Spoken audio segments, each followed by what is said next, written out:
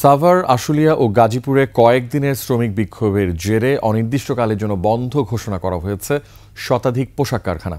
এর মধ্যে বেক্সিমকো ও হামিম গ্রুপের কারখানাও রয়েছে। পরিস্থিতি নিয়ন্ত্রণে জোরদার করা হয়েছে নিরাপত্তা। প্রতিনিধিদের তথ্য ছবিতে ডেস্ক রিপোর্ট।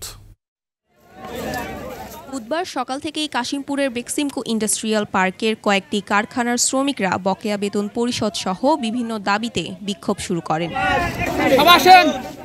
এই সময় বিক্ষুব্ধ শ্রমিকরা বিগ বস নামে এক কারখানার ঝুটের গোডাউনে আগুন ধরিয়ে দেয়। তারা কয়েকটি কারখানা ভাঙচুরও করে। অবরোধ করা হয় চন্দ্রাম নবীনগর মহাসড়ক। এতে সৃষ্টি হয় তীব্র যানজট। একমাত্র ওয়ালটন এসি দিচ্ছে 1 বছরের রিপ্লেসমেন্ট গ্যারান্টি।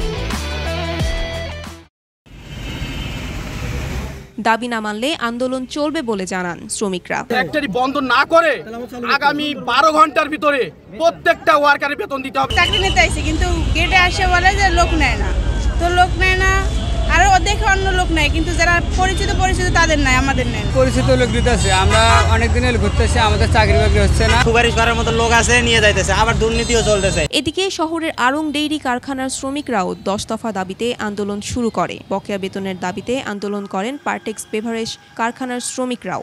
তবে গাজীপুরে বেশ কিছু কারখানা বন্ধ ঘোষণা করা হলেও কিছু কারখানায় শ্রমিকরা কাজে যোগ দিয়েছেন। নিরাপত্তার স্বার্থে আশুলিয়ায় 22টি কারখানা বন্ধ রয়েছে।